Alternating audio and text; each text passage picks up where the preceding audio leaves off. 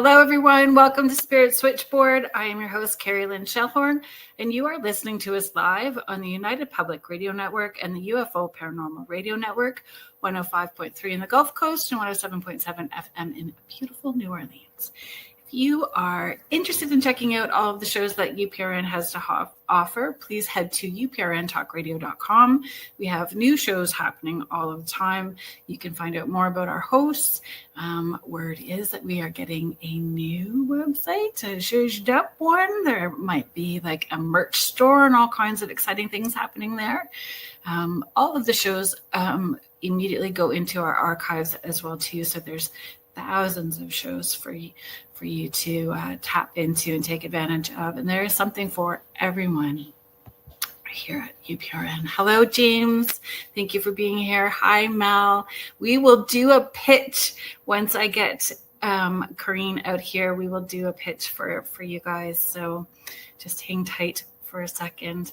I hope everybody is doing well. Last week we had a replay with Paul Wilde. I hope that you guys enjoyed that. I'm going to talk about it now because once I have Corine out, I know that we are going to go sideways with conversation in all kinds of different directions. Next week, I have a start of a 3-part series, and my mom, my sister, and my niece are going to be participating in this 3-part series. So it's going to be a family affair. My mom is quite nervous, so I hope that you guys come into the chat and make my mom feel welcome. She is coming on next week on the show. So let me just bring this up. It's going to be exciting. I don't know if you guys remember, we had Azria Beckham on, and she talks about alien DNA. And so she's going to be tapping into the alien DNA for the different generations within our family structure. And it's going to be pretty exciting. It's going to be very exciting. I hope. Well, I guess we're going to find out. We will find out next week. Hello, Heidi Gould, Victoria, Ashley Paranormal. Thank you so much for being here. Randy and Sandy, thank you so much for being our BC representatives and hanging out in the chat. Thank you so much for being here.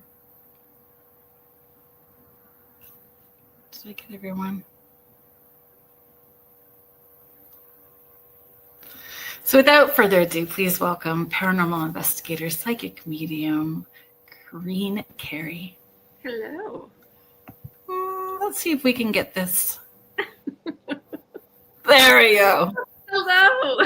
Hello again. How are you? I'm good, thank you. I was thinking about this all day. I was like, I'm so grateful. I'm so grateful that we met and we connected and there's very few people that we can have on our cell phone when we're like, hey, can we talk about snacks, boys, and paranormal stuff, and maybe not in that order? Absolutely. I know. I remember our first meeting in Thunder Bay, and it was just like, and yes, this is a connection. Yes. Yeah.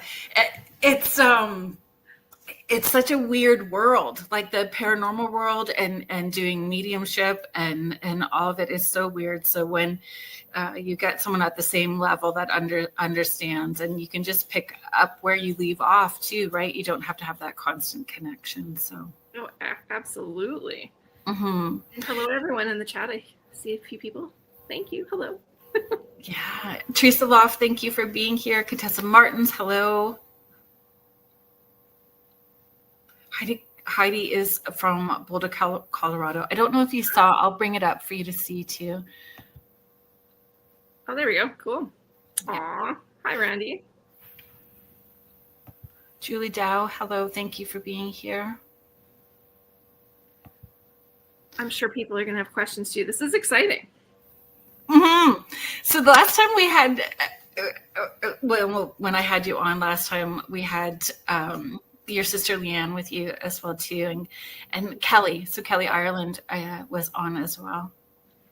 Yeah, the three of us were there, and I think that was after the Paracon, but before, I can't remember. We were doing something.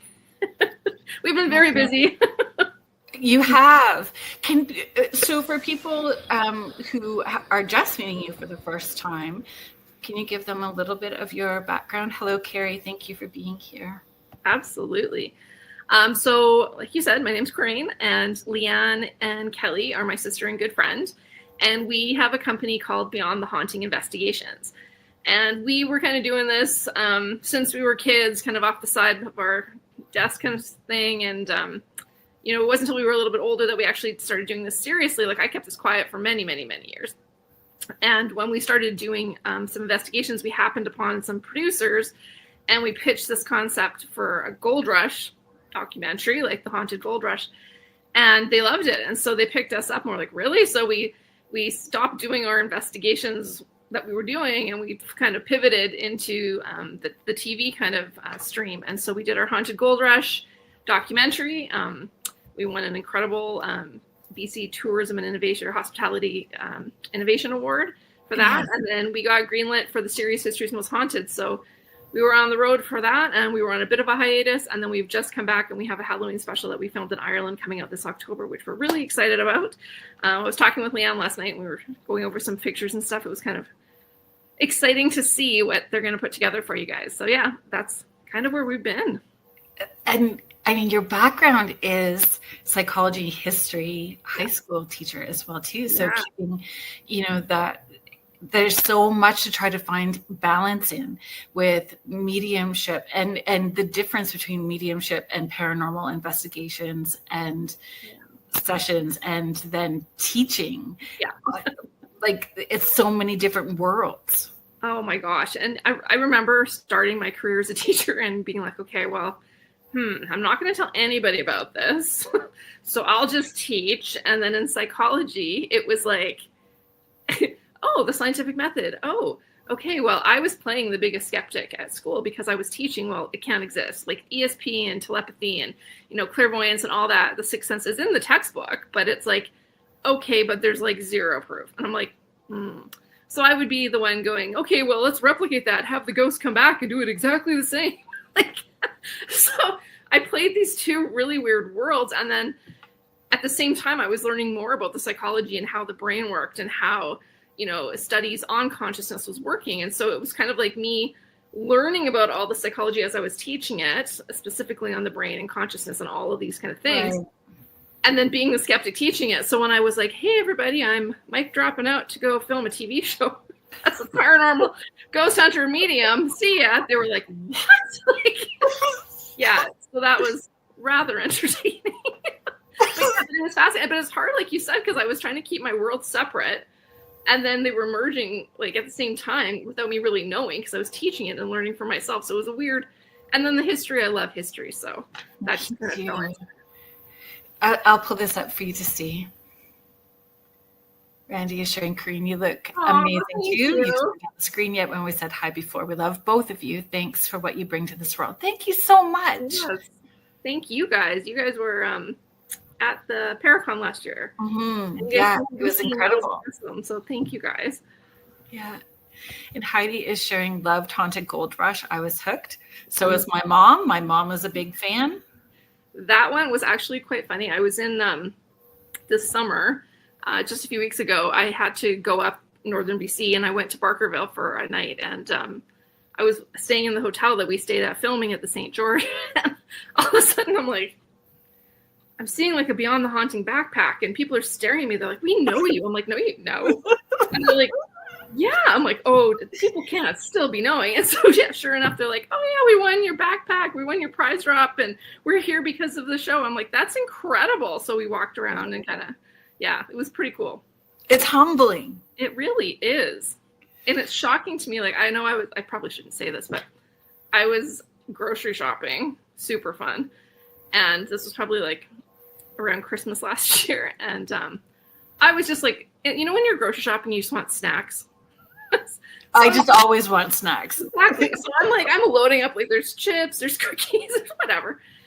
And this lady comes around the corner, and she squealed, and she's like, oh my God, a celebrity. And I turned around with my bag of chips, and I'm like, where?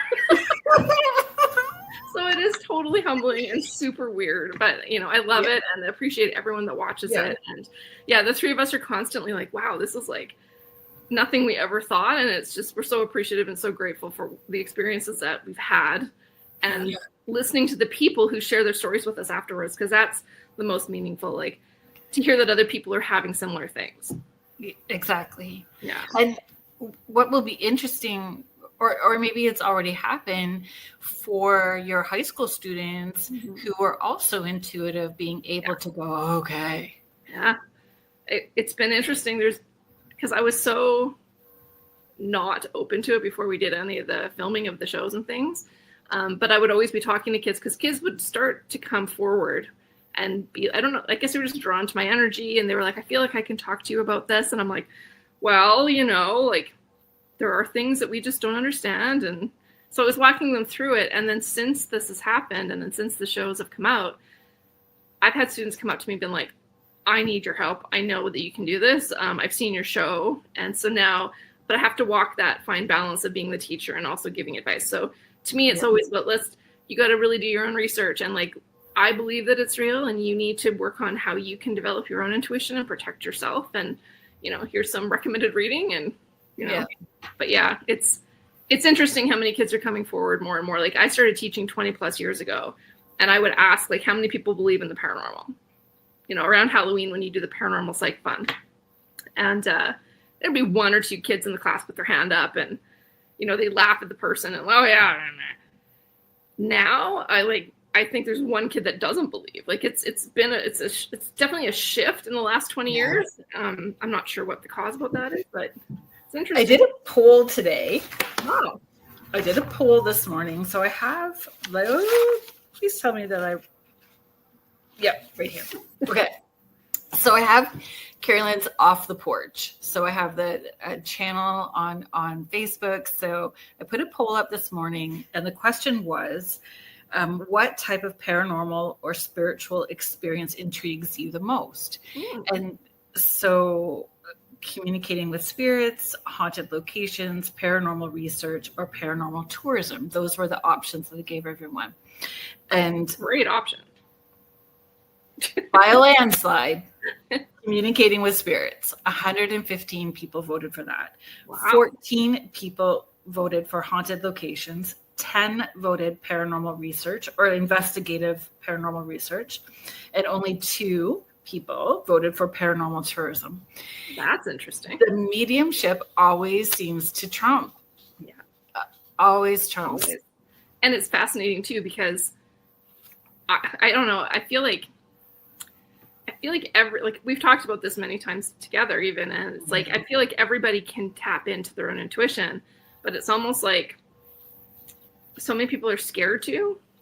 And so when they can, and when they want to talk to the spirits and they want to communicate with those who have passed, and they come to people who can, it's almost like they're fascinated and then they want to learn. I don't know if you've experienced that too. Like they come see and they're like, well, how do you do it? How does it work? How can we do it? So yeah, that's interesting. And intuition and mediumship are 2 separate things. Completely. And I feel like if you open up your intuition, like everybody has their own intuition, but mediumship, I feel like you could maybe train it. You know what I mean? Like, build the muscle. Yeah. And they're always like, well, how do I do that? And I'm like, well, it is a process. So yeah, let's get started. And all of it is, even the intuition is, have you found like with the mediumship, and shifting, which we can get into all of it, because I'll end up being Squirrel and Red Bull, and we'll go back and forth in all of it, I'm sure. But moving or shifting from doing investigations, because you started with investigations and then shifted into doing sessions. Thank you, Leanne. So, and it's different mediumship. Yes.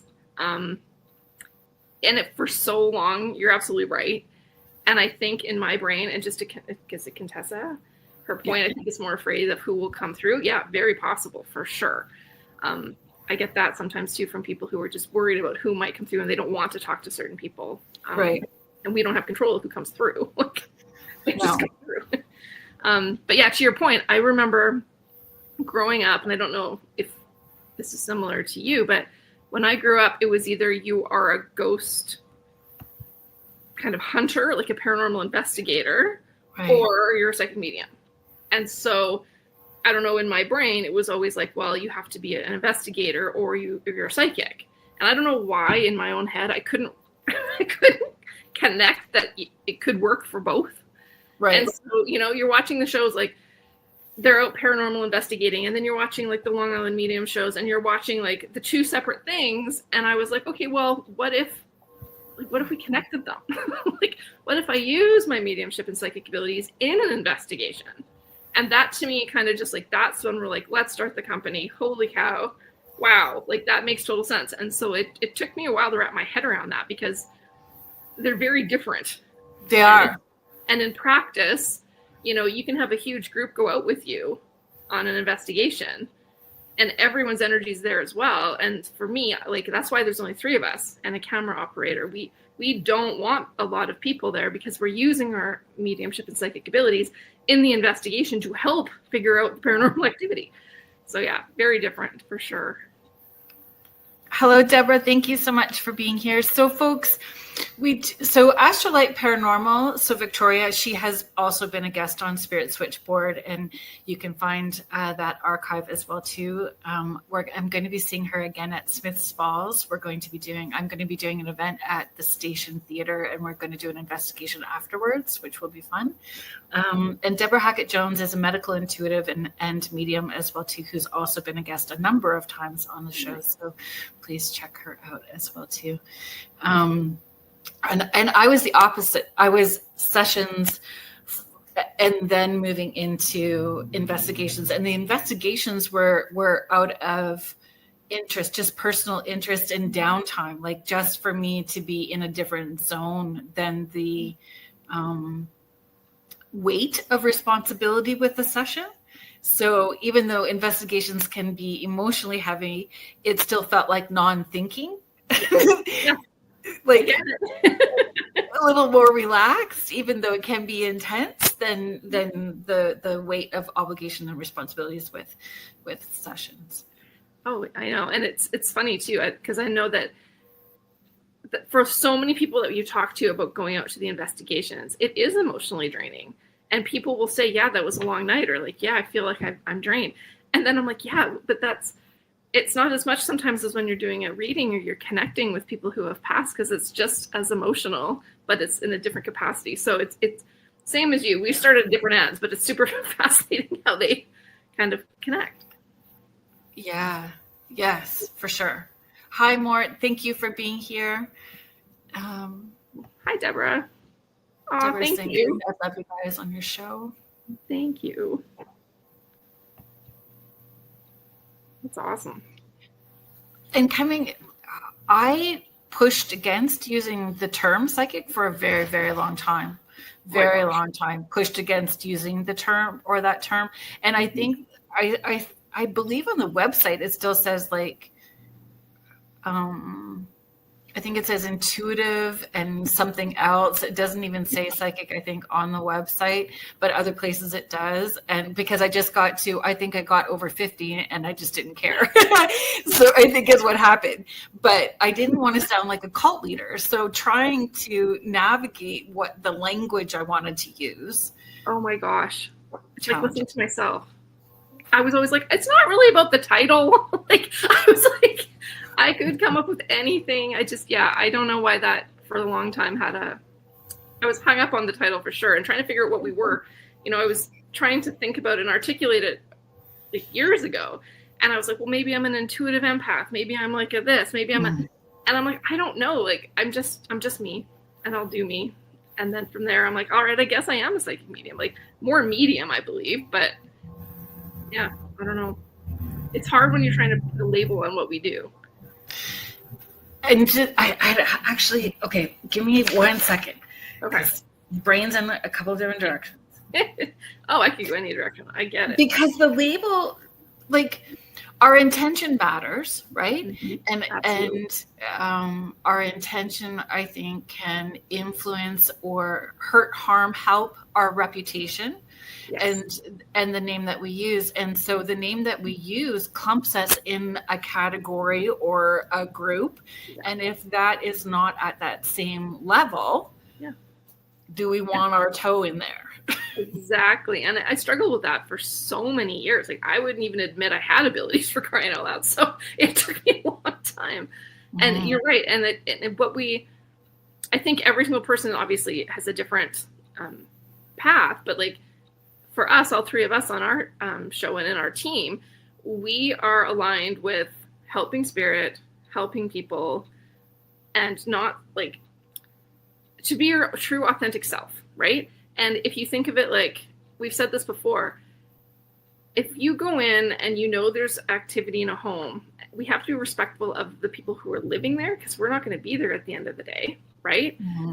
And we don't want to, like, you know, make things more uncomfortable or whatever. But there's also, if the ghost or a spirit is there, if they were a person once, like ghosts were people too. So we have to be respectful of that. So, you know, we take that very seriously when we go in, and we don't want to go in and be like, oh, you know, it's this evil entity, have a good night, you know. So like we really want to get to the bottom of it and help these people and the spirits. And if we can do that, that's where our true north alignment is. Like, that's what we're in this for.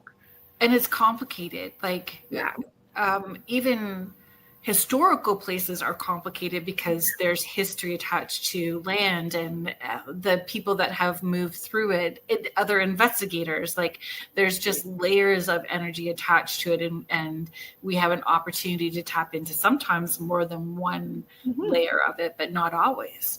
Yeah, and you can go back. I'm sure you've experienced the same thing, where you go back to the same location multiple times and you're getting different information every time you go. So it's like, you know, I thought I had a pretty good grasp on this one location, but we went in a couple times and I'm like, this is like not making sense. And the people that had kind of owned the property were like, well, we know nothing about that. I'm like, well, then I'm not sure. We're going to have to do some research. And sure enough, you know, you find out in some random diary file that the heritage site has that was something. And you're like, oh my gosh, like that's a whole new layer we didn't even know about. Yeah. So, yeah. I'll just call it some hellos here. Jackie White, thank you for being here. Jackie is a brilliant animal communicator. So I'm just like dropping that in there. Hello. Terry, thank you so much for being here. Michelle Wilfong, thank you so much for being here. Hello from the Pacific Northwest, Oregon. Michelle has a TikTok called My Haunted Apartment. So haunted apartment, she posts her videos and stuff on TikTok about her haunted apartment. I will be checking that out. That sounds fun. Right. Well, welcome. Hello, everyone. Thanks for joining us. Yeah. It's hard, like when we tap in and we get that sliver. I always say it's like a dog with a bone. You know you're on the right track, and when you've delivered the message, it's just done. You don't need to go anywhere. It's not like John Jacob Jingleheimer Schmidt in your head anymore. It's just like, and you know that you're done. And when someone looks at you and goes, yeah, no. Yeah. You're like, but I know I'm on the right track because I just got it. So it needs to play out at some point. Exactly. You know, go ahead. Sorry. Oh, no. Please go ahead.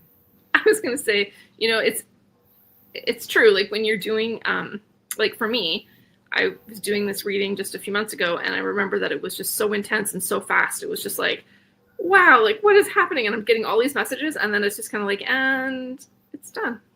Yeah. And I was like, okay. And then I was like, that just really wrapped up quite perfect with a little bow.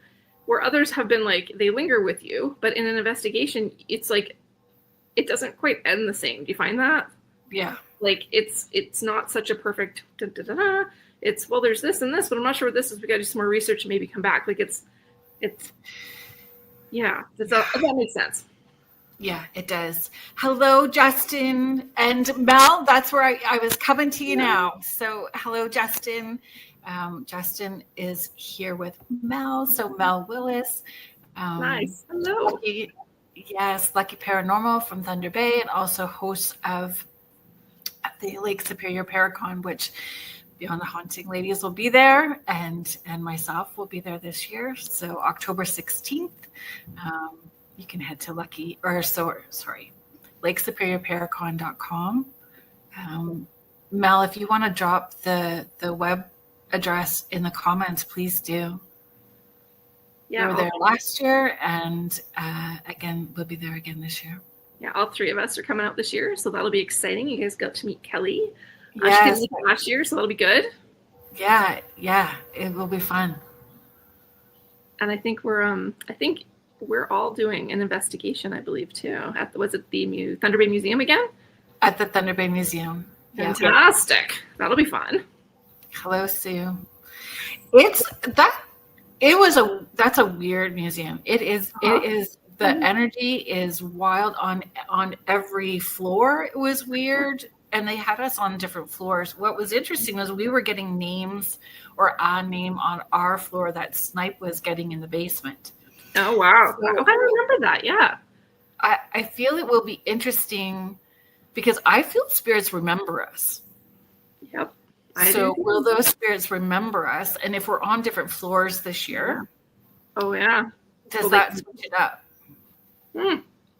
Very fascinating. I know we were on the I think we were on the top floor, Leanne and I, last year, and I remember the first thing we do always in an investigation is if we're leading a tour, we have people and we say, okay, we want to use you as the first tool.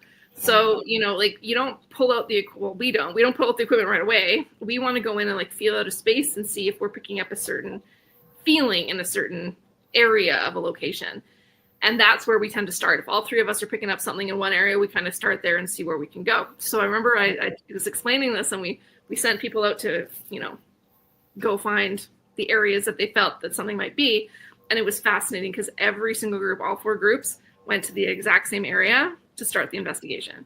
And I was that's on point. That's where the 3 of us would have started too. So yeah, I was very excited to see people actually trying to tune in and connect with that and find a spot. So yeah, we'll see how it goes this year. And it's true though, people don't maybe want to recognize it's their intuition, but your intuition is a muscle, so use it, right? Yeah. And I think it encourages people and inspires people to dig in more when they see that other people are having that same sort of hit, right? Absolutely. And it's funny how certain energies of a location will connect with certain people in the group. I don't know if you've when you're leading a tour, there was in every tour there was at least 1 or 2 people that just really connected with that energy, and we'd give them the gear and they would kind of lead it, and it was just fascinating to see what was coming through. Yeah. I have a new table tipping table. So it's taller, it's bigger. We've tried it out. Actually, Mel and Gail were here, and we connected with Snipe, so we used it.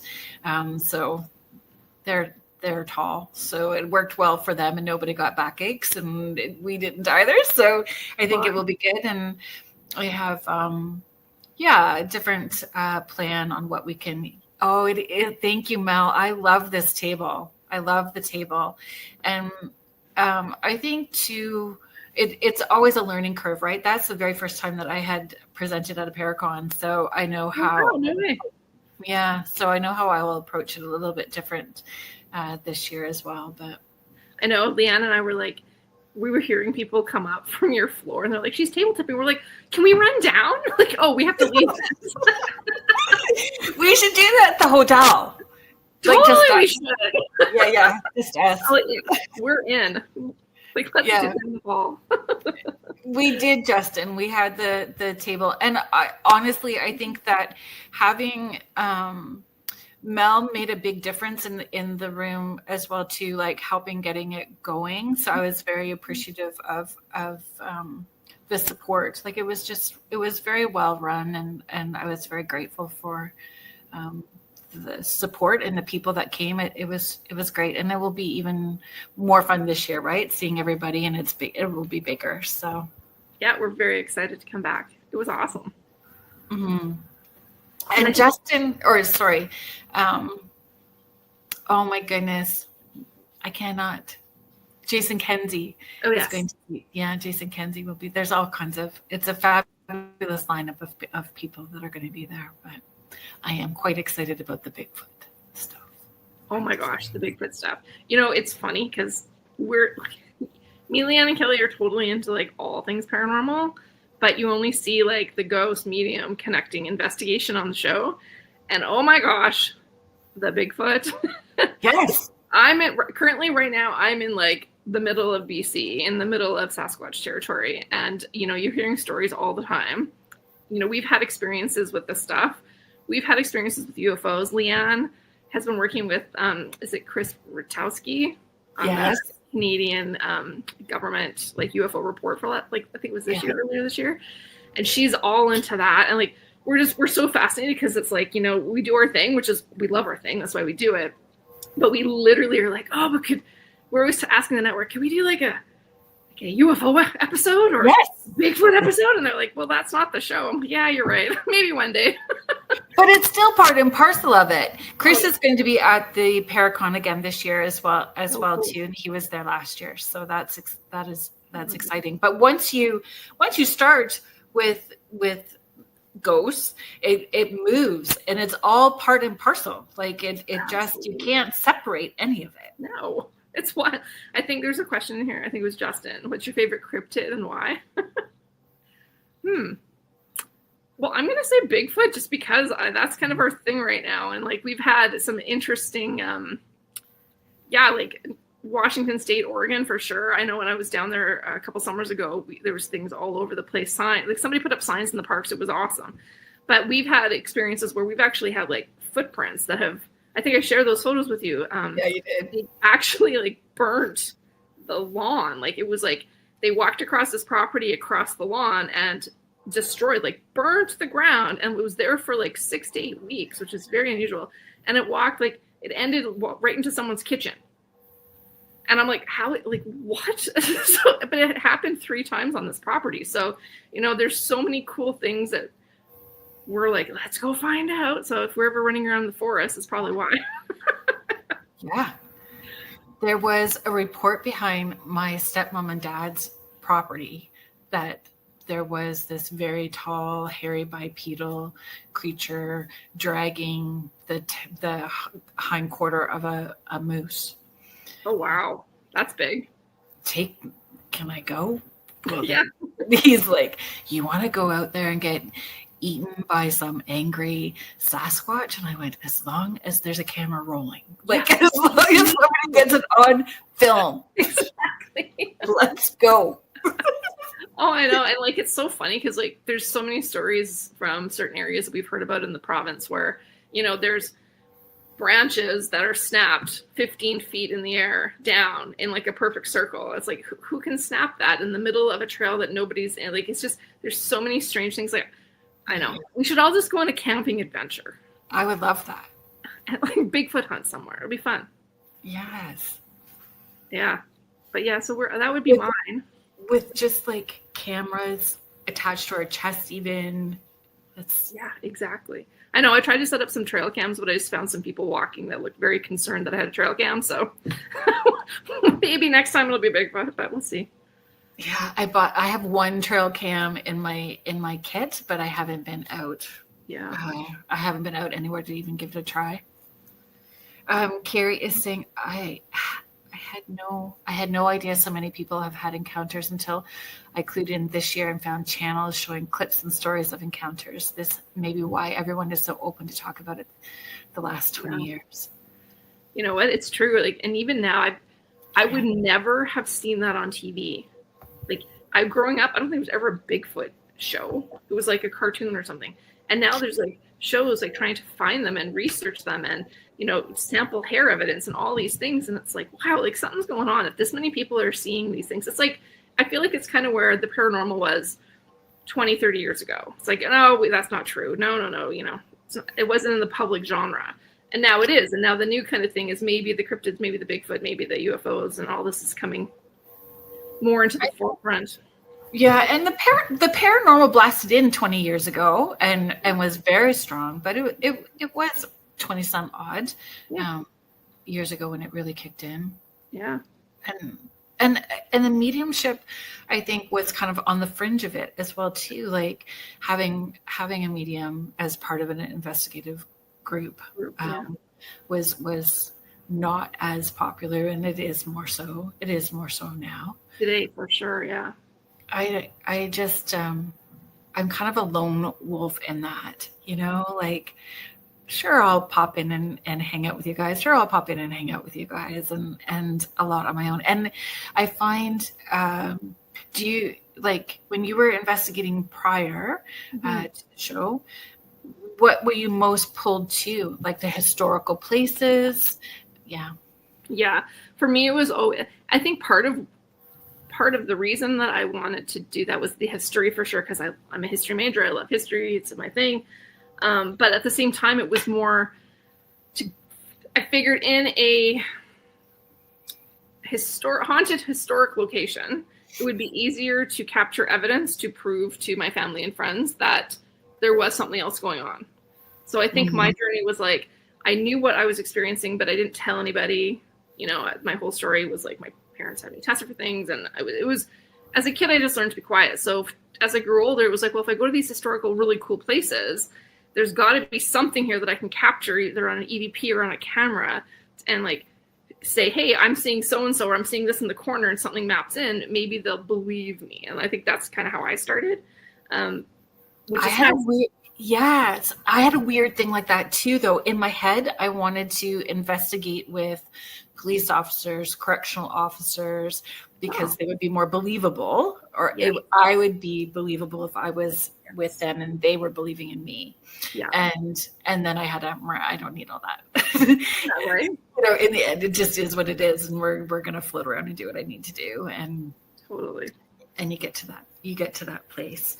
I was actually at one point, funny you mentioned the like police and detectives and stuff, because I was asked by a couple people to kind of help with kind of some cases. And in my head, after I kind of helped them with what I could, which turned out to be crazily pretty accurate. And I was like, what if they arrest me? Like, what if they don't believe me? What if they think I did it? And then I had this like total spiral meltdown. I'm like, I'm done. No. Yes. Yeah. Oh, yes. Oh, yeah. It was wild. So as a single mom, right? Then it was when this happened for me about 17 years ago, it was like, I don't want those bad people to know that I can know their stuff. And there's that too. So there was that. I don't want them. And then, depending on what it was, it's a hit and miss when I tap in to do those things. And I really have to be in an emotionally okay space, because the stuff that we see and feel, I don't know, maybe you can share how you're receiving that information. It sticks with you for a long time, what you're seeing. And you don't just like, okay, so done, and walk away from those things. So I really am careful how much I get involved in. Not that I don't want to, but I feel, you know, we do know where our niche is, and for some people that's very much what they are meant to do. Absolutely. Yeah, for me that's not what I'm supposed to be doing. But yeah, you're right. And I feel like when I've only done it kind of early on in my trying to figure out who I'm trying to, like, who I was kind of being this kind of, before we had the show, before we formed the company, I was kind of just like word of mouth helping a couple of people that kind of had connections in cases with the police. And and it was weird because I would, like, what you would see, like, you're right, you get into this emotional state, and for me, I see everything kind of like in my left peripheral. Like I've always said, it's kind of like an old school movie reel that just flashes images while I'm trying to interpret what I'm seeing, hearing what I'm hearing, and then like experiencing everything else in the room around me.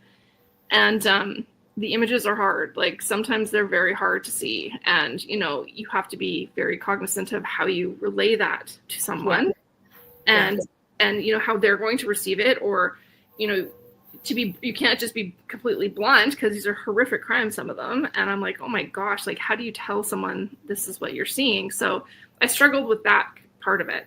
But then, you know, it's the end game is to help and to bring someone to justice and to solve something. And so, you know, I did it, but it was, like you said, it stayed with you. And then you felt that, and you just like, what else could I have done? What else could I have done? And I just don't like hanging on to that energy for that long. Exactly. I know a few of the cases that I've been involved in. It wasn't just I'm going to tap in and I'm going to sit for 3 hours and write out everything that I'm getting. It was like a period of days over a week, 2 weeks of continuous like pulling back little slivers. And then when I you say with it, we're only allowed to know so much too. Like there's that aspect of it. And not always do we get to have closure, because something else unfortunately may need to happen before the closure can happen. That's too. Yeah. And like sometimes it can be like the one that I remember vividly was like it went on for months. And so I was like, should I hang on to this to keep a connection in case they call me back? Like it was a lot. I completely understand. Yeah. And not wanting my name attached to it either. Exactly. Here you go. And that's what I got. Bye-bye. Exactly. Mm-hmm. But also I'm hoping I'm helping you. Yeah. It's such a weird place. Carrie, I'm going to bring this up. Carrie, I now figured out what I saw when I was 10 on our farm. It was a rake skinwalker, broad daylight. Oh my gosh. Wow. And embedded in your memory forever. Like that's not ever going to go away, seeing that. Nope. Jen Blue, thank you so much for being here. Jen, Paranormal State was the first one I watched, I think. Mm-hmm. Yeah, I know. That was like one of the early ones. I remember that too, because that was where Katrina Weidman, I think, got her start. Yeah. So I think that's one of her, yeah. Chip Coffey was on that as well too. Yes, right. Mm-hmm. Frequently. Tanya Martins, thank you so much for being here. Yeah. Do you find, is there a location that you like going back to? Yeah, there's a few. Yeah, I think there's always been, there's been a draw to a couple places where we grew up. And like there's a couple museums where we grew up that I've always kind of been like, I think I've been there like 6 times. And it's like an old train station museum. And I don't know what it is. There's just something about it. Like I know that I found out that it had been moved a couple times to this, like, you know how the original location, it wasn't there. They've packed it up and moved it a few places. And, you know, I've done some I've taken kids there on school field trips, and, you know, just I've been picking things up then. And then, you know, we worked on a school video because they had this cool exhibit that they wanted to incorporate. So I would go with the kids, and then I'd get all my like, ooh, let's come back later. And so we bring the team back later. And yeah, right. So that one, I don't know. It was neat to go back to. It's almost like, you know, when it's like your first investigations where it was so memorable, impactful. You just want to go back and make that connection and remember when you first had those experiences. And it's layered, because then it becomes like the methodology kind of kicks in, right? And how can we understand more, learn more when you keep going back to that same location. And exactly. Mel is brilliant. So Mel helped out with my place that I really love going back to, and I take people twice a year to this location and have been there frequently. And I kept picking up information that the volunteers were like, no, don't know what you're talking about. But Mel actually did the research, and she found the information that backed up what I was receiving intuitively. And that's where you still have to go, you know, and leave it. I got it. So we're dropping it here and going to move on. And Mel was able to find validation for that. So I was really grateful that she was able to do that. But like you bring up a good point. Like that's one of the big things that I think is really important for any investigator is, and any medium, if you're going into an investigation, I think it's a really, really, really important to not know a lot of the history about a place if you can. Because we want our validation too. So like, don't tell us anything before. Let's just go in and see what happens. But then at the end, researching what we get, because we know what we're seeing. Yeah. Like we know what we're getting. Like that's not in question. It's, well, how is it connected? And so I think that follow-up piece in doing the research is so important, so that we find out really what's going on there and who it is and how can we help them. Yeah. And that's a big part is in asking, is there a piece of your story that hasn't been told yet? And do you want that piece told? Yeah, exactly. Sorry. Go ahead. So I was going to say, because in every location, like the museum that we went back to many, many times, you know, it's been around for, over 100 and some odd years, and how many people used to live in the place, and how many people have come through on the trains, and how many people, like, it could be the imprinting of so many people that you just, you can't just go in and be like, well, it's Fred again. There's going to be other energies, because this is how energy works. So it's always fascinating to find out who comes through, what comes through. Sometimes nothing comes through. Like, there are nights we've gone down there and it's been so quiet, we just sit around and laugh and joke that they're all asleep, or they've all taken the last train out of town. So, So let's talk about that too then. Yeah. Because last night on Beneath the Hollow Moon, Laura Lee and I did a paranormal roast.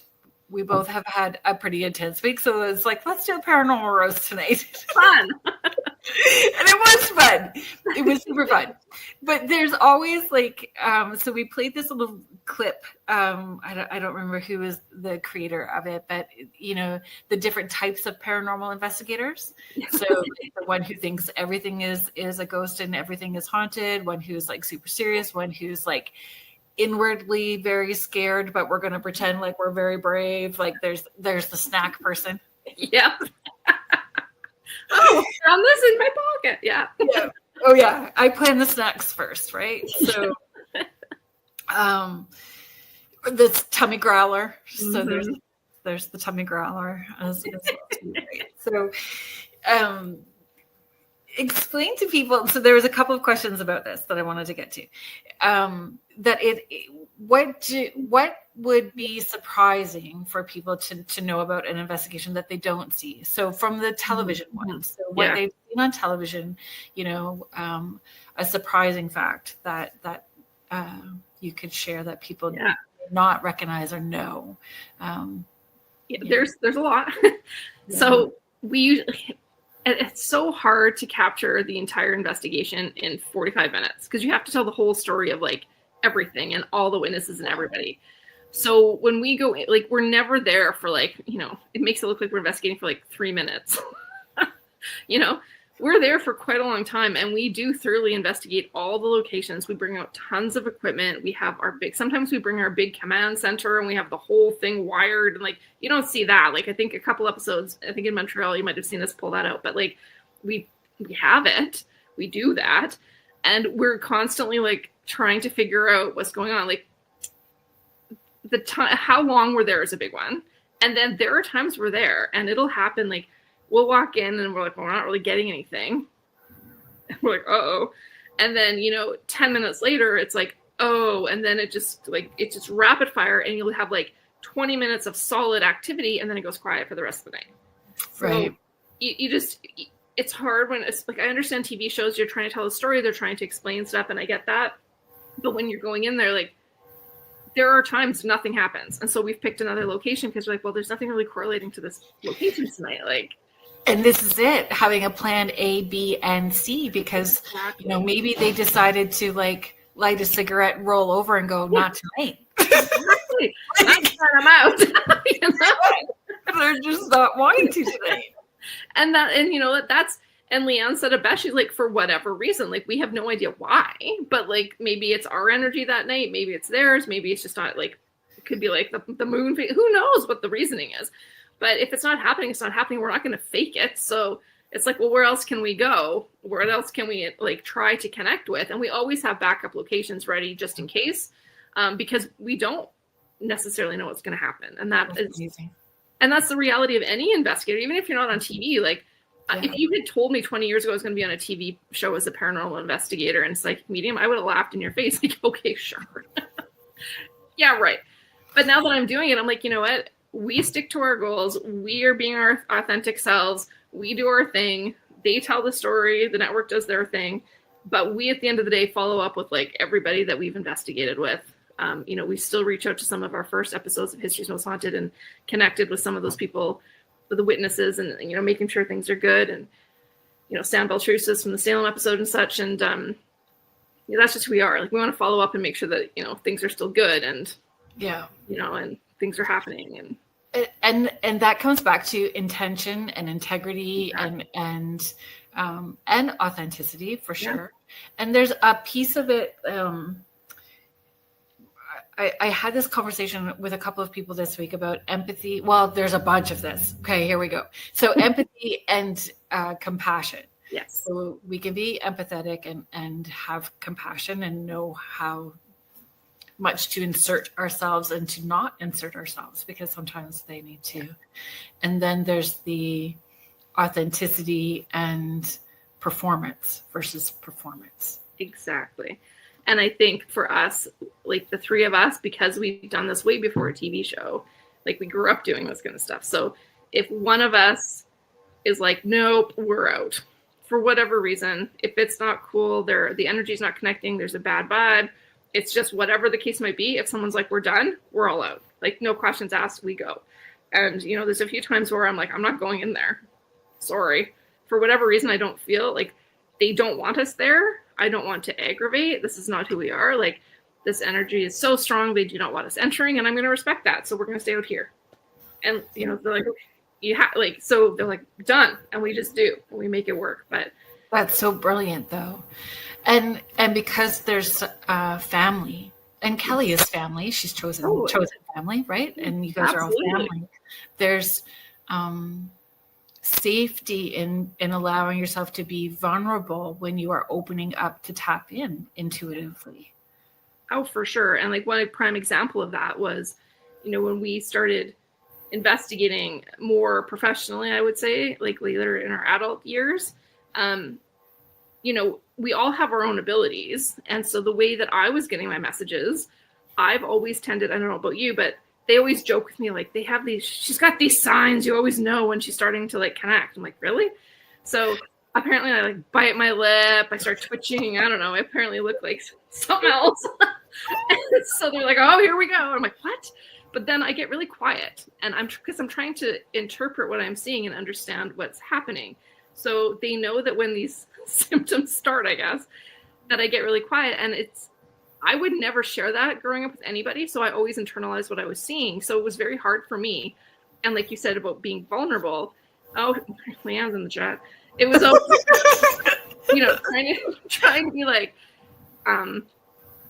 Corine, like Kelly would be like, Corine, what's happening? I'm like, oh, right, I should tell you. And Leanne's like, we kind of need to know. I'm like, right. And it was having those people that you trust to open up to actually start to understand and articulate what you were seeing. And I would never have done that if we didn't have that family connection.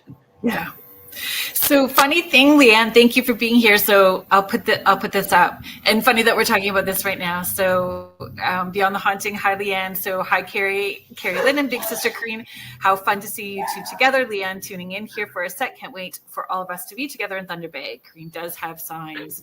It's so funny because my kids know them, my sister, and the people that have watched me for a long time know them. And when I said I had jotted down notes because I need to for my squirrel brain, even though we're friends, and I knew that the conversation was going to flow. But one of the things that I wrote was your towel.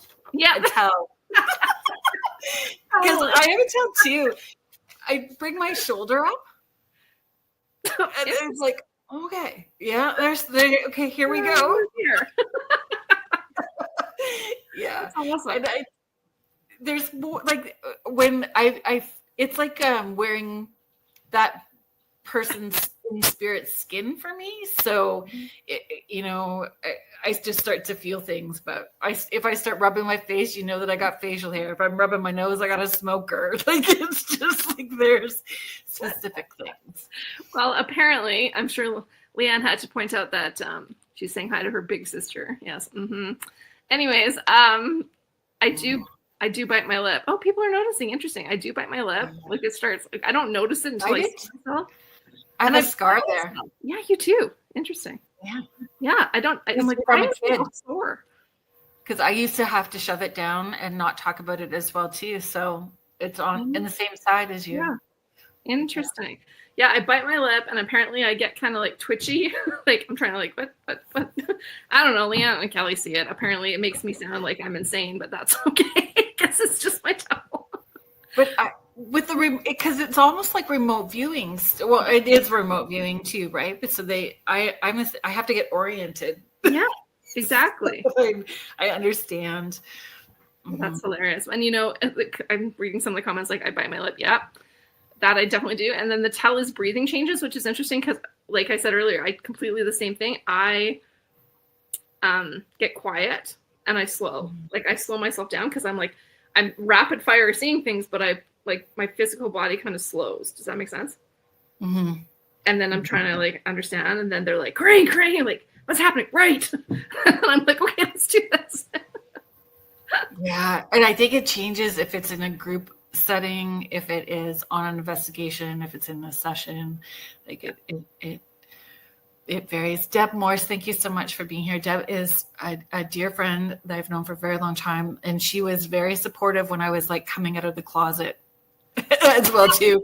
Like Paranormal closet, yeah, absolutely. Yeah, coming out of the paranormal closet for sure. She was very supportive and continues to be supportive. So she is a medium and lawyer, former nurse. Like she's got this whole background as well too. So she is sharing my tell is my breathing changes. Gail is here. So the other half to Lucky Paranormal and our hosts for the Paracon. I don't know why that's not coming up for us. There we go. Nice. Hi, Gail. Thank you for being here. Yes, Jen, and you've been with me on investigations. I always have snacks packed for everybody. It's the mother part in me. Everybody got a snack. Everybody doing okay? I think to be honest, I think I forget the food a lot of times. We're always just like, where's the coffee? It's like, hit me. We need our caffeine. It makes my tummy feel gross. Oh, really? Yeah. At night, I find that I just need a lot of water. So if I keep drinking the water, then it does what it needs. Afterwards, once it's done, I come home and have a lot of water. But during the time, I'm like, I just need to stay awake and focus. Let's do this. So do you find though, like not all locations do you have to be there super late at night in order for the stuff to happen, right? No, yeah, and I feel like I don't know. I think because I love coffee. I drink so much of it. The students will tell you that. But I think for myself, and I think for Leanne for sure, we just drink coffee. And so when we go into a place, it also is my energy gets drained. I'm sure yours does too. And when you're investigating and you're using your mediumship, you get drained. And so I think just coffee is just my go-to to wake me up. So I think I've just become used to having like, well, let's go. I'm going to have a coffee if we're going in. So I don't know. That's my thing. I think so. Okay. Contessa Martins, thank you so much for the reminder. James, thank you for the reminder. I appreciate both of you for reminding me.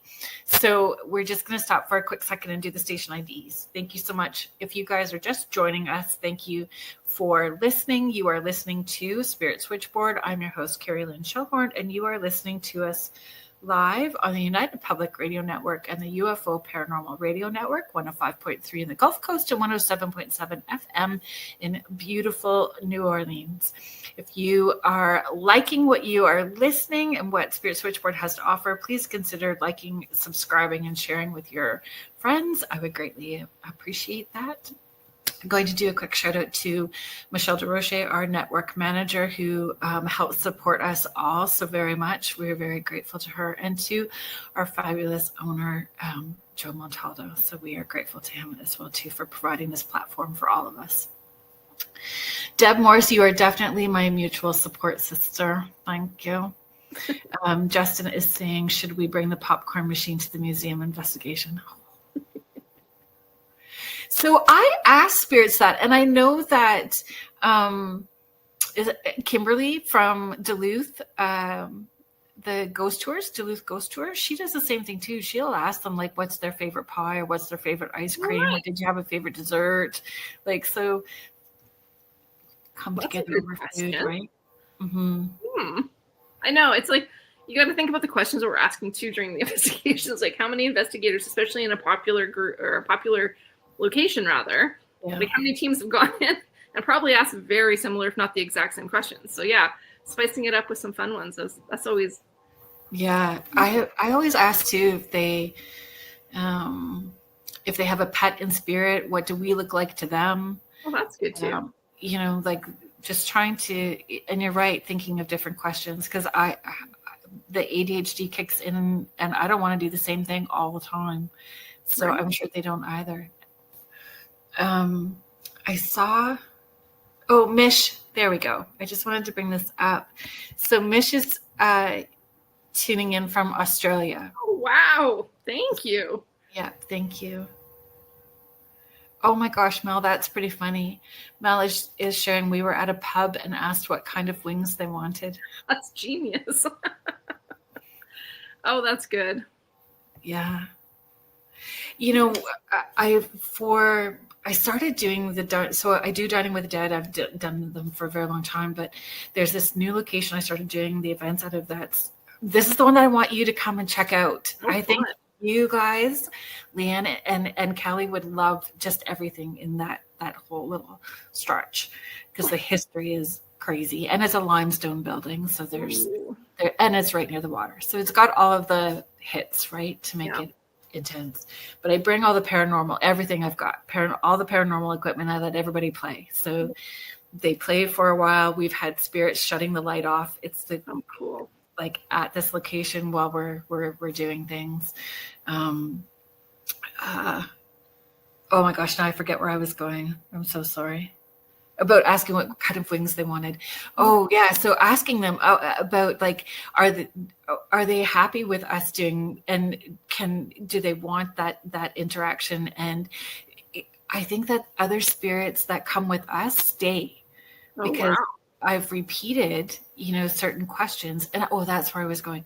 I wrote out like 2.5 pages of questions that are just random. Like, did they believe in aliens? Are they able to connect with aliens? Like, all these like super random, but I leave them on the tables because everybody's an armchair investigator when they're watching the TV. Why would they ask that question? How come they're not asking this question? Because they're seeing from their own belief system and perspectives, right? Absolutely. Or they get nervous. Some people get nervous about asking the questions and get very quiet. So I wrote out like 2.5 like random pages of questions to leave on the table for people. That's smart. Oh, yeah. I need to come to fun places like that and spice up some questioning, I think. That'll be fun. Mm-hmm. Oh, Justin is saying, I asked a child spirit for their fave dinosaur once. Aw. Oh, thank you, Sue. I love Dining with the Dead too. Deb is sharing, asking them these kinds of questions shows respect and love, not mere exploitation for the show, a genuine curiosity and respect. And it comes back to our intention and being like, when we talk about intention, it's how we see our role. And I've always saw my role as being of service. Yeah, for sure. And I think we for sure are doing this to help, for sure. And I feel like we recently did our Ireland special, and it'll be out on TNE this fall and this October. And we were fortunate enough to be able to stay at this hotel that was just as old as the place we were investigating for the show. So I was like, this is amazing. And by the end of the time that we were there filming the show at night, we'd come back, or whenever we'd end filming during the day, we'd come back to this hotel, and the hotel itself had so many layers of history and so many things. And we were going around with staff, like the staff wanted to come with us. We were doing like after hours investigations. And it was like, there were people there, like spirits there that had been, killed. And there were spirits there that had like stories to tell. And there was like playful spirits that were like, they were smashing the floor beside us and setting off, like people were like, was that you? Like, what the hell was that? And I'm like, there's no way. And it was just, but it was fun questions. Like, are you still here? Like, what are you jumping on the bed? And then all of a sudden, bam, bam, we're like, holy cow. So yeah, I think when you ask the different questions, it gets a little bit more fun for them to respond. I don't know if that's the thing. I don't know, but yeah. Engaging. That's the word. Yeah. Yeah. It's engaging. Gail has a great question. Thoughts on crossing over spirits during an investigation? That would be the goal. But we try, and I don't think we claim that we're like perfect at doing that, but we try to help them move on to wherever that might be. If they want it. If they want it, exactly. Because sometimes, they don't, and for whatever reason they're still there, and there's something left, or there's something still not resolved, or whatever they're there for.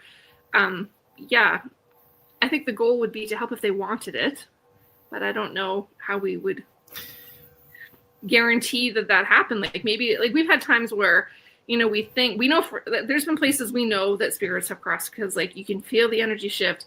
The last kind of communication we got that was validated also on like the Ovilus with us was, you know, cleansed, crossed. Like when you get those kind of things, we're like, wow, like we felt it, and then that just was put forward. Like that's pretty compelling, you know. Like, and the thing is, even if they're crossed, they can still come back if they choose to engage. Exactly. So those are the moments where like, holy cow, like that was powerful. Yeah. Where other times we're like, you can go, like you don't have to stay here. And then it gets quiet. We're like, well, did they leave or did they go upstairs? So I'm not sure right now where they are, but yeah. So in that moment, we're like, well, they left. We're not sure if they're gone forever, but you know, I don't. And every location is different because sometimes there's that bully spirit that is collecting the spirits and doesn't want to allow people that other spirits to talk or to go. Like it varies depending on the location and the history. Absolutely. And those bully spirits, when they're there, like you get snippets from other spirits and you're like, they're there, but like they're not coming forward. And then there's like this, you know, exactly. And it feels like hide and seek. Like you're watching them do this duck and dodge thing. And you're just like, why are you not playing? Like, where are you? Exactly. Do you feel that there's a time where it's not appropriate to share information that's discovered or that comes up? Yep. We've had that. I wouldn't say a lot, but there have been times for sure. And, you know, even filming, sometimes we're like, we don't want that in the show. Like it's no. And they're like, oh yeah, no, that's a no. So there's things that you find out, you know, it's things along the lines of like, people are still alive or there's still ongoing things happening with like an event that can't be discussed. And, you know, you don't want that brought to the public's attention, or you don't want that to be out for the family that's still, you know, going through privacy things. And, you know, we've had places too where it's on our bucket list to get into this one location in BC. And it used to be a hospital, but there are still people who were patients there that are still alive.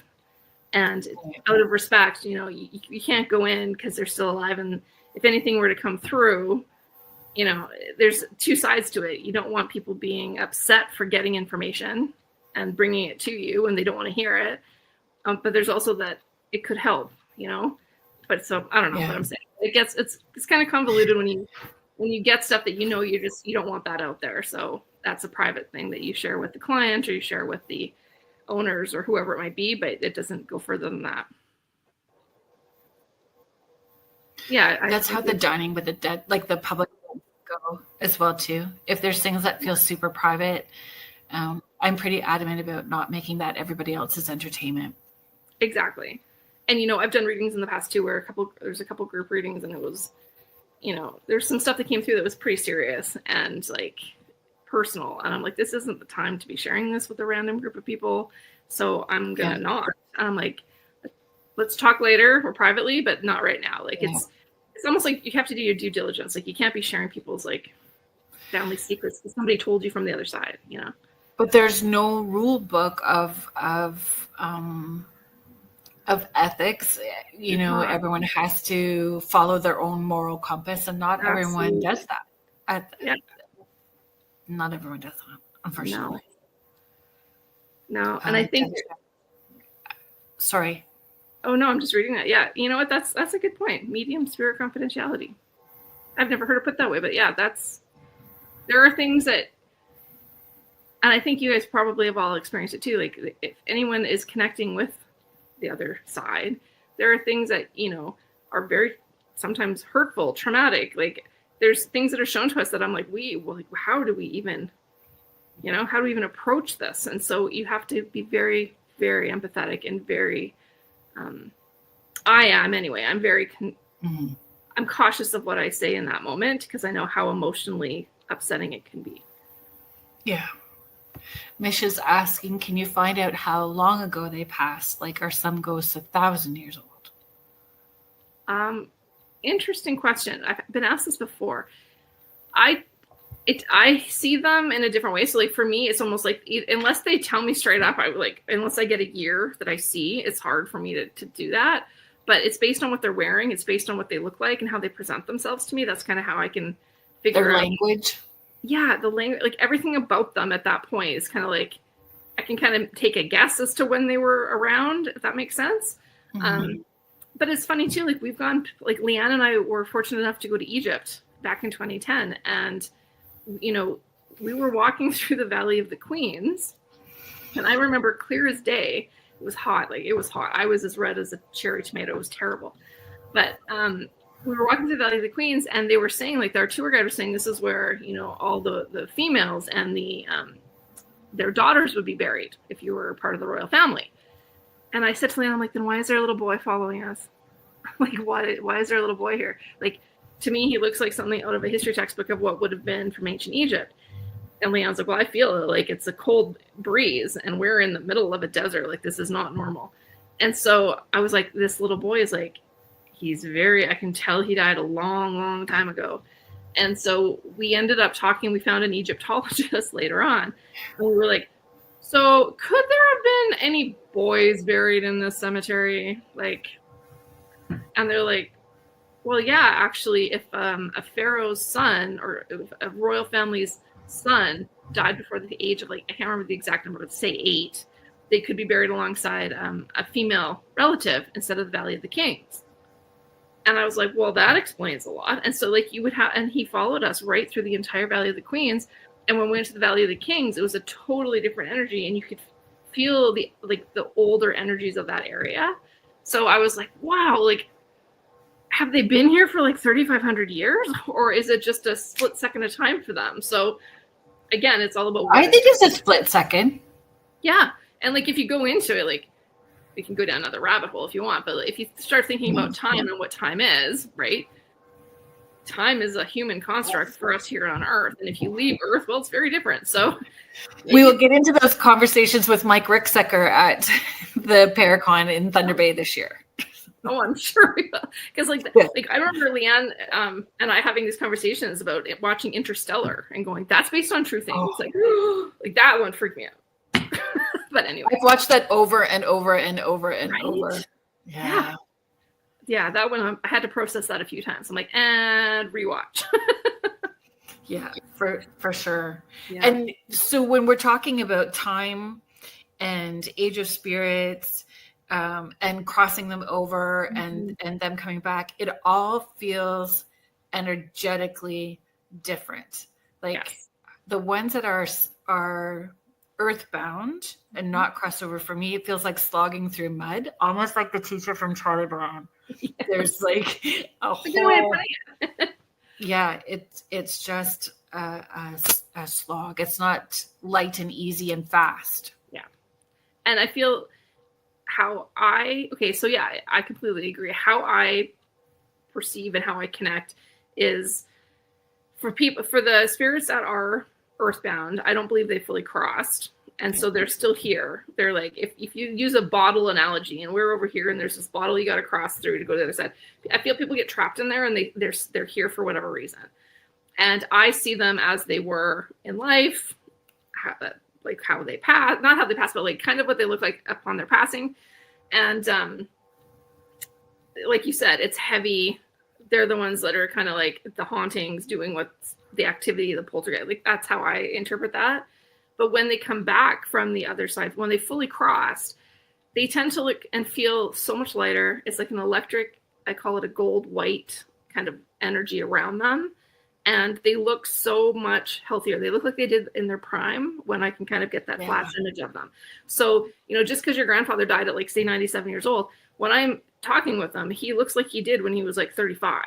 I know it's your grandfather, but like he's presenting as his like, his prime, like how he looked in his best years, kind of thing, of how he presents himself, or I don't know if it's best years, but like those I don't know what that is, but they show themselves when they're healthy. Agreed. You know what I mean? Yep, 100%. It's the same for me. Yeah, and it feels different, and you just know. Yeah. But yeah, I don't know. Deb Morse is sharing time and space of relatives. Spirit has a very, very different relationship with them. Agreed. 100%. Yes. And I find that's funny because when we're trying to explain that to some people, I feel like it's a hard concept to wrap your head around. Like even, watching Interstellar with Matthew McConaughey and I'm drawing a blank on other names right now. Anne Hathaway. Anne Hathaway, that's one. Thank you. It's like the concept of time and space, even talking about that movie with people, I think people are having a hard time wrapping their head around some of the theories about time and space. So yeah, I totally understand why this gets complicated. Yeah. And the emotions in that movie as well too. Oh yeah. It's just a lot. It's a lot. But I mean, as far as, do you watch scary movies at all? I do. I know Leanne and Kelly aren't fans. I'm not a huge super fan of scary shows. I'll watch them. But yeah, I don't know. I'm more into like the mysteries and suspense kind of like movie stuff. Interstellar was super fun though. It was super fun. I know that Deb Morse is going to, well, she knows what I'm about to say, I'm sure, but Sixth Sense, like that's one that resonates for me as a medium, as a kid who would see things like, when I watched it, I wasn't scared when I watched it. I was like, yes. Yes. Exactly. That movie, I remember watching that, not really thinking it was a horror movie or like whatever, but I remember when it came on, I'm like, what is this? Like Sixth Sense? I'm like, I'll watch it. And I was like, in my don't say anything skeptic ears, I'm like, oh yeah, okay, sure. And the whole time I'm just like, oh my God. Like, there's my life playing out. Yeah. And then after that, I was just like, this is amazing. Hollywood made a movie about this. Like, yeah, I know. I completely agree with you on that. It was just like, holy cow.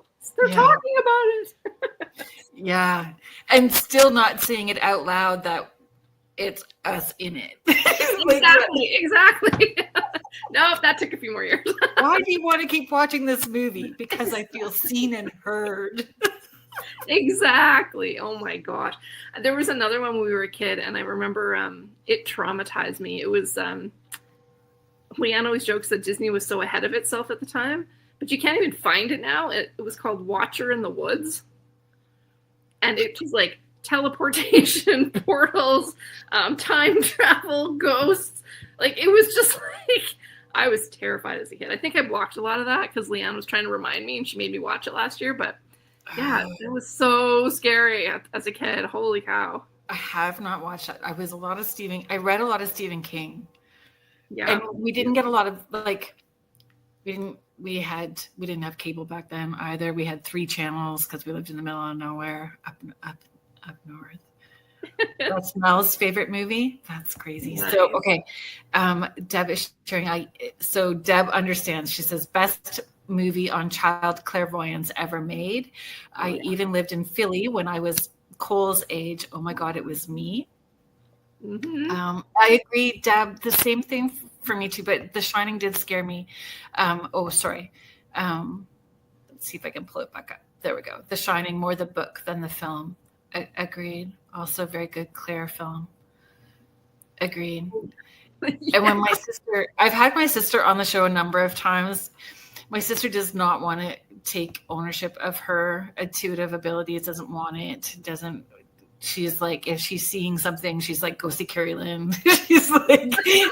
she's like not wanting it kind of thing. But she loves telling everybody the stories about, because I am almost 8 years older than her. And we had all kinds of stuff that we would see going on. Same as you guys, right? Like things right from cryptids as well too, like weird stuff from the time we were little. So she always slept with me, even if we had twin beds, or the bunk bed, she would climb in with me all the time. So we just ended up getting a queen size bed. So she was always sleeping with me, and I would read her Stephen King stories so that she would fall asleep as fast as possible. So she's like, this is why I'm ruined. You read me Pet Cemetery when I was 5. Yeah, that one freaked me out. Yeah, I remember being young reading that one too. Those ones were, there's some good ones though. But it all of that stuff, it just felt, even though it was scary, there was a piece of it that resonated. Yes, and that's exactly what I would read too. And I remember, like, even anything to do with anything. I remember finding Anne Rice and like Interview with the Vampire. I'm like, vampires? Like, ooh. And then like the real, like then you have to go back and read Bram Stoker because you're like, well, what's the original vampire? So yeah, totally get it. There's something everywhere that you're like, well, what if this? What if this? What is this? Like, yeah. And it's trying to find your community. Yes. Like it was okay to be the weird one because apparently there's going to be other weird people somewhere that are doing this too, right? Yeah. Well, someone wrote the book, so someone out there has something. I was so appreciative of Anne Rice. Right? Yeah. No, those are good books. So do people ask you about spiritual books? People ask me about spiritual books or intuitive books. Yep. Which to be transparent, I don't read a lot of. Okay, fair enough. I do read some. So here's my thing with that. Now I'm going to be like all defensive and justifying, but if when you are tapping in and doing that work all the time, you're getting that information real time. Yes. So there's some books that I'm very drawn to, like the Heal Your Body A through Z, like things that I may not know, that I can tap soul contracts to understand a little bit more. So there's those things. And then there's the ones that I know are very well written when I'm helping people with children who are intuitive. Yeah. Intuitive Spark by Sonny Choquette is one of them. Mm-hmm. Like, so there's that. But yeah, if you had a go-to book, so not necessarily that it's spiritual, recommendation for people? Well, I think it would depend on your kind of like level of where you are with all this. I know that when I was a teenager, one of the books that kind of got me going into like, wow, this could be real, was James Van Praagh's, I cannot think of the name of it right now. I will find it for you. But James Van Praagh, and it was a short little read, and it was like, it's going to bother me, but his book, reading it, was like, wow, this is how I've kind of grown up and seen things. And he's talking about it openly and kind of giving you advice on how to tap in, which I was like, there's advice on this? Like, what? My mom had Sylvia Browne books. Yeah, so we had Sylvia Browne books, but James Van Praagh and John Edwards. I remember seeing John Edwards on TV and going, whoa, there's a guy on TV that talks to the dead. I'm sorry, stop talking. And I'm like focused, right? And so I would read those books, and then it kind of was, you kind of go down a rabbit hole, and then you start looking at things like, what is spirituality? And so I was reading a lot of books on like religion and faith and trying to figure out like, where did the ideas come from? And then I would go back and forth, and then all of a sudden, you'd have like Kim Rousseau, who I really respect, and her books, and her show was actually quite how I see things in some ways too. We're all very different. Like, we're all similar, but we have different, you know what I mean? Yeah. And then, there's Long Island Medium, and I've watched her, and that really was like, well, maybe you should just be a medium. And then I'm like, no, but the Ghost Hunter shows come on. And then, so right now, I think the latest one I was reading was, I'm really bad with names. The Spirit Talker, the guy coming to Thunder Bay with us. What is his name? Sean Leonard. Sean Leonard, thank you. And I just finished his book, which was really, really good to read. But again, it's almost like it depends on where you are, I feel. Like for me, it was like you said, today when I'm reading things, it's more about like, well, how do other people tap in? Or how do other people try this? Or like, what's a new way to try something like this? Or how do I focus on myself and like detach from this energy? So I'm always looking for something new, but James Van Praagh was really the one that kind of still resonates with me to this day, because it was the first one where I was like, wow, this is something. Yeah. I'm trying to think of his name. I don't remember the name of it, but I know the book that you're talking about, because I think that I read it as well too. And then there's other books like, Heaven is for Real, and those kids and the people that have had near-death experiences that, they've been dead for all medical purposes, and they've come back, and what they've experienced, having their near-death experience, that was a big fascination for me too, with consciousness. And like that neurosurgeon who wrote the book about, she was kayaking and was traveling for half an hour, and when she came back, she knew some of the things that were going to happen to her son and her family, and she was prepared for it. Like, there's got to be something there too. So it depends on where you are and what your interests are. There's so many. Like, if anybody had some, I'm sure I could put some together. Like, that might be an idea we do. Mish has a book that a lot of people we're drawn to is the Celestine prophecy. So Yes. not necessarily ghost related, but Yeah. probably, and somewhere in time, a lot of people like that too, Mish. Somewhere in time, made in heaven. And I think it's what your intention is and what you're needing. And it comes back to trusting yourself and your intuition. You're going to be pulled to the right book for the information that you're needing if you're information seeking. Yeah, and there's all those books like, was it Eric von Daniken? Was it Chariot of the Gods and all that? If you're into like UFOs and like ancient UFO theory and ancient alien kind of things, like, there's so many different angles of books that you can go in. Like you go in there now. Like when I was growing up, you'd go to like a bookstore and there was like nothing. And now there's a whole section on like New Age, spiritualism. Like it's like, wow, mediumship. I'm like, this is incredible. Deb, I agree. Recall Flatliners. Yes, I do. Julia Roberts, I think, was in that. That was one I stayed up with friends watching because I was like, wow. All of the plot. Yes. Oh, it was good. Yeah, I think with near-death experiences, I think that was kind of it's been a big thing for me to kind of, I haven't researched it per se, but like reading about it and trying to understand that part of our brain and how, like, where in the brain does this all connect? You know what I mean? That's been something I've been working through for a while, like trying to figure it out. I don't think that we get to know. I know. I'm just so fascinated by how the brain would work and how, how can you be physically dead but come back, and other people have had no oxygen for like 5 minutes and they're brain dead, but others can be gone for half an hour and come back with vivid memories of the other side. Like it's fascinating to me. It is fascinating, but I don't spend a lot of time deep diving into it. Like I enjoy hearing people's stories though. Yeah. Like, and the stories around it. I'm very fascinated about stories. Their stories. For sure. And I think for me, it was also because, I've been teaching psychology for 25 years. So I was always getting the updated information. I'm like, ooh, that's exciting. I'd be reading through the little parts, right? Yeah. So my daughter, when she was she's done her first year of her, oh my goodness, her PhD. Oh, wow. Like her first year, but taking a mental health break, right? A whole lot of schooling all at one time. So she needed a little bit of a break. But she used to say all the time, Mom, like in those classes, they talk really bad about people like you. And I'm like, that's okay. Yeah. It's okay. I said, it must be hard for you to navigate because she's the same. And she said, it is. It's hard to see it from a left brain perspective in what they have to offer. But I think that's changing too.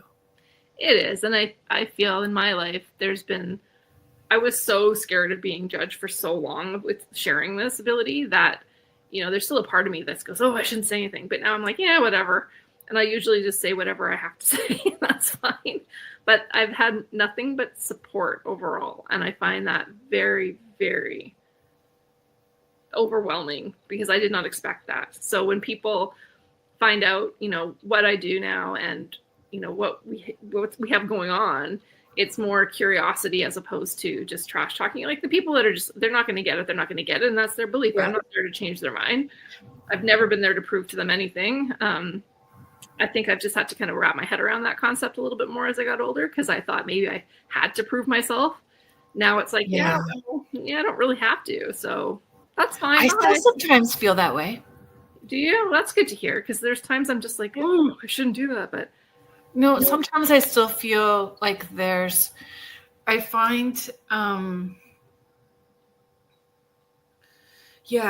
when you start getting something really, like you're hitting all the right things, and then you get peppered with the questions because they want you to go more. So there's that expectation. Exactly. So you can feel, I'm not sure if this is just that they're excited or if I'm needing to prove myself or, there's that weirdness. And I find as soon as this happens, I hold my breath and it just goes, but I'm having to tell people to stop, just stop. Yeah. And I think it's funny too. And I don't get upset. I don't get mad about this, but there's people that will be like, and it just, I'm like, okay, I'll have to walk you through how some of this works. They're like, wow. So are there dead people standing behind me right now? Oh, yeah. No, that's not really how it works. Or can you just tap in right now and get this? Well, no, I'm driving. Like, what are you doing? So, My family must have been really bothering you today because there's lots going on. yeah. And I'm like, wow, okay. Yeah. So it's funny. It's like, and I don't get upset. I just go, wow, like there's a lot of things we can help to like teach or educate, I guess, you know, how this kind of works for all of us. Cause it's so different for everybody, but that's not how it's ever lined up for me. Like I've never claimed to be a psychic on demand where it's like, and check, here we go. Like, it's like, you got to spend some time and feel the energy and work with what's with you and who's with you and where you are, you know, like. Yeah. I think for it, it's a hit and miss. Sometimes it's okay. I'm ready to go. But yeah, it's. But it can also impact, you know, it depends on how I'm feeling too. Like, Oh, there are yeah. days where I'm just like, there is no way I'm doing anything today. Like, I'm sorry. Not wanting to be the entertainment monkey. Yeah. And other days I'm like, let's roll with this. Let's see where it goes. So yeah, it's an interesting world. It is. And then Contessa's sharing, I love the Celestine Prophecy book. It changed a lot for me. That's amazing. And I feel we all get drawn to what we're needing at the time, right? 100%. Because, you know, it's funny. I know that I've gone to the bookstore a couple times to look for something and I'm like, man, nothing's connecting with me. And like, I'll go back a week later and there's this new book. I'm like, that's what I wanted. And it's just like right there, front and center. So yeah, it's where it's supposed to be when you need it. I always. And I think too, yeah. There's some people that have all the books, but they don't read them. So then they have what you're needing as soon as you say, you know, kind of what you're looking for, but they have the book. There's a bookstore in Guelph. It was called Sunrise Bookstore. And I believe, well, it's no longer open. But I know that at a couple of points in time, the firefighters had to go in and go, hey, we need to clean some up, because it was stacks from floor to ceiling, and then in front of the shelving, stacks. Oh and my God. we go in and ask him, like, I went in and asked him once for Spider Robinson books. Not many people know who Spider Robinson is, but he knew exactly the aisle, the pile, the direction. Wow. Mm-hmm. And he could send you, here's where Spider Robinson is in here.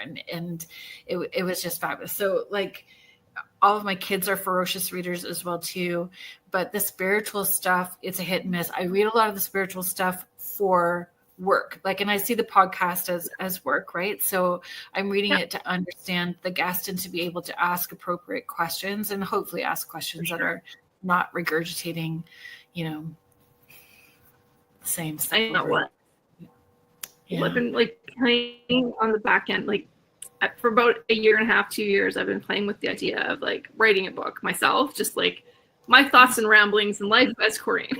Like, I don't know who would buy it, but I've been writing here and there, and I've put it down for a while, and I've been like, okay, well, where am I going with this? So I have all these like amazing ideas and thoughts and ideas and my own perspectives on things, but I'm still like, I'm at a writing block. I don't know what it is. So maybe I'll get to it. Maybe we'll have to talk about that later. But people ask, did they ask you? People ask me all the time, when are you going to write your book? When are you going to write your book? And it's, I want it to be a legacy too. Like, it needs to be able to be helping people and teaching, not just, there needs to be a purpose for it. Exactly.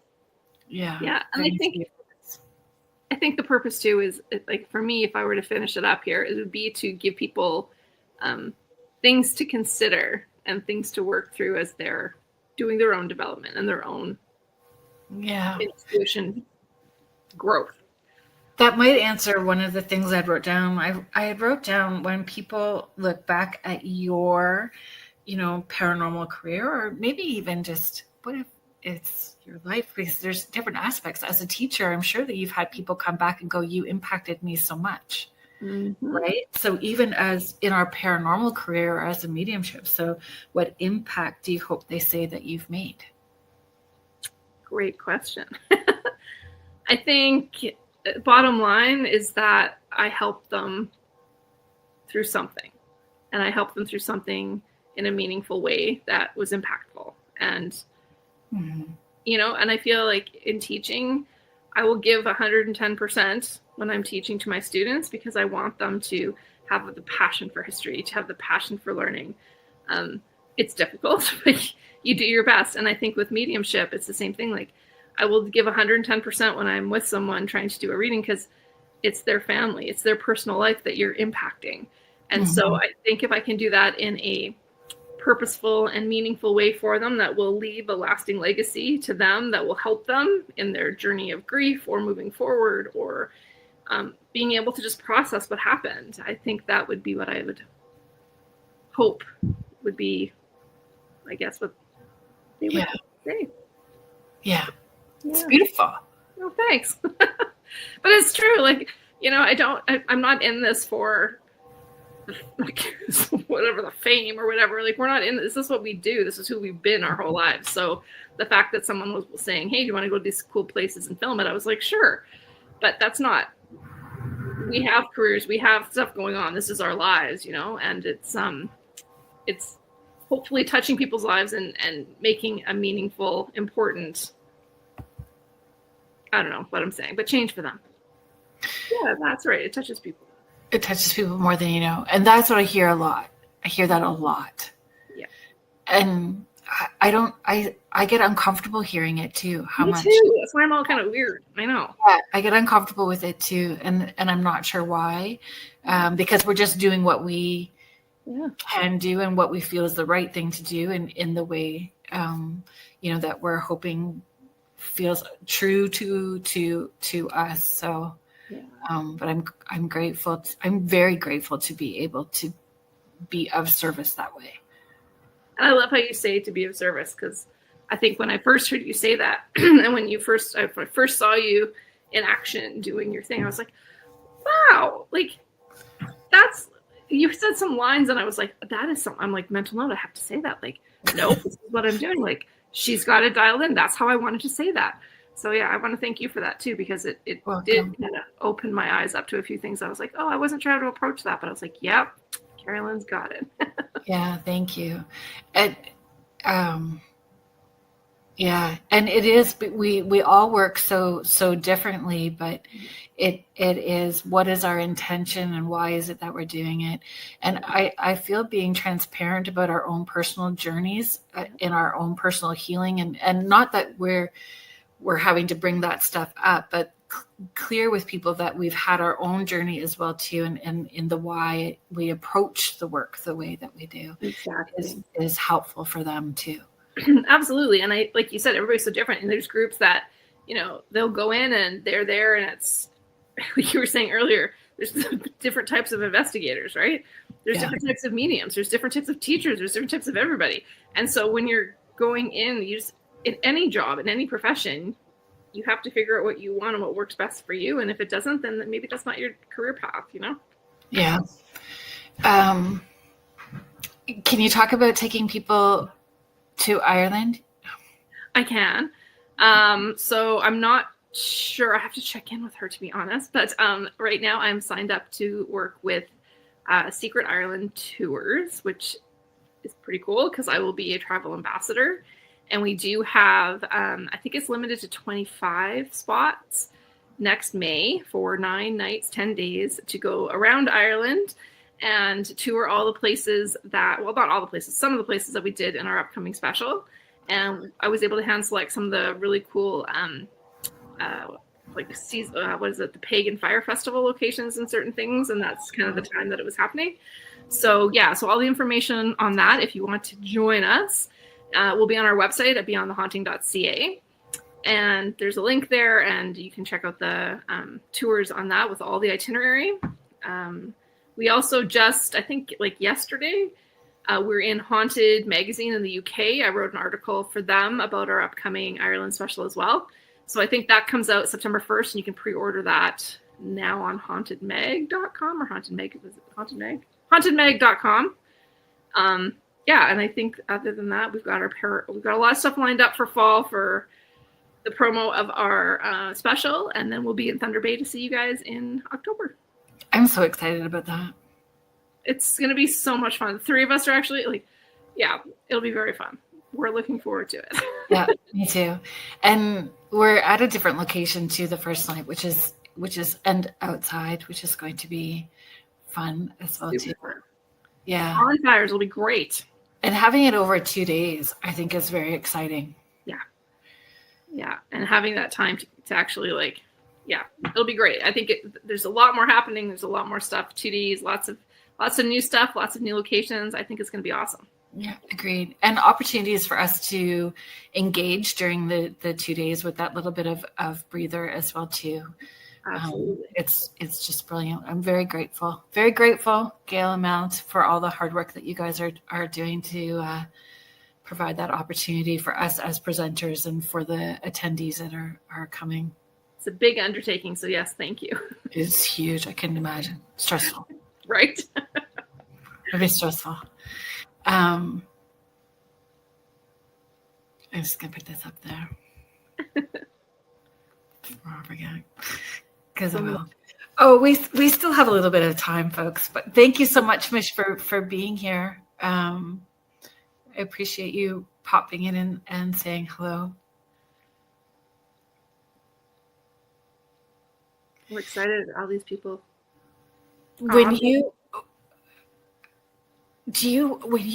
are done so I just had another squirrel. No, totally got it.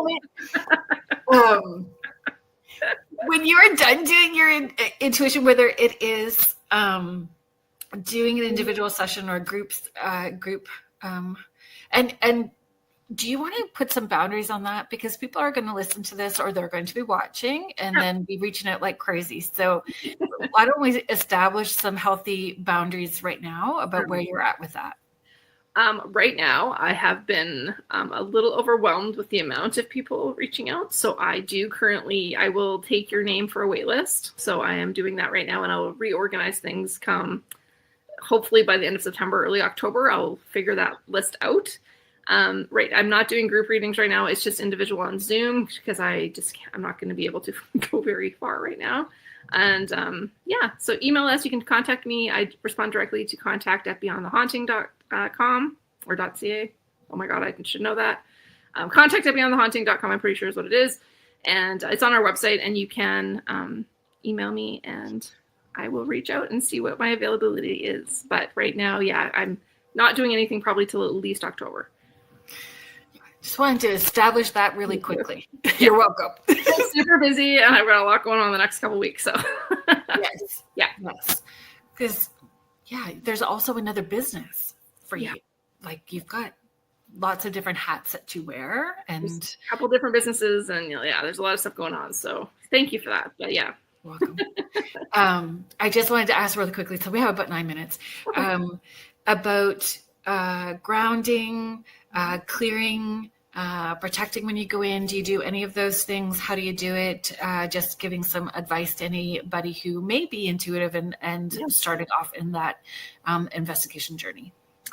Yeah, definitely. I think when anybody goes to investigate, you have to go and set your own intentions. And when you set your intentions for that evening, we always say, put your bubbles up. And that to us is grounding us. So visualize, it's like energetic, right? So you want to visualize a protective white energy bubble around you when you go in.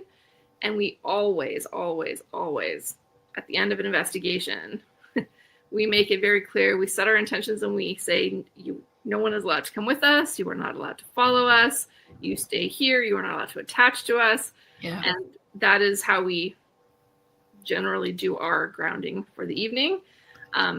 Everybody, it's very personal what other people do. I know some people have, they wear certain crystals, or they wear certain bracelets, or they wear certain, they have their little totems or whatever they bring with them. And that's absolutely fine if that's going to keep them safe and grounded. For us, I know I can't speak to Leanne and Kelly personally because we all have different things we do all the time, but the bubbles up is the big one that we all do. And then setting our intentions. For me, I also, at the end of an evening, I don't know what it is. It's not even an evening. If I'm investigating anywhere, I almost at the end of the day have to come home and have a shower and drink lots of water. It's like I have to release whatever that was from me. So that's my thing. Yeah. I'm the same. Even at the Dining with the Deads, or you would have watched me when I had a cloth and I would rinse my hands off in between. Like there is something about rinsing that energy off. And I find if I come home and I'm just so knackered, especially if I get home really, really late and I don't have that shower right away, the next day I feel like I've got a psychic hangover. Yeah, it's weird, right? Completely. Yeah. So it's always been, that was my thing. And I'm just going to ask you randomly. So, I've done a bit of Reiki energy work, and I'm not saying I'm a master at all, but I've done a little bit of work with it. And when I've gone into investigations, it's almost the same thing. Like when I'm in an investigation that's getting really intense, my hands get so hot, which is very unusual because I'm usually freezing. Like freezing. Like when I'm doing an investigation and I'm connecting, I'm always freezing. Like if you ask anybody, I'm like, it's embarrassing. But there are times it gets so hot, I feel like I have to wash my hands just like yourself, because it's like the energy is so strong, you have to rinse it away. Like I don't know what that is. I don't know.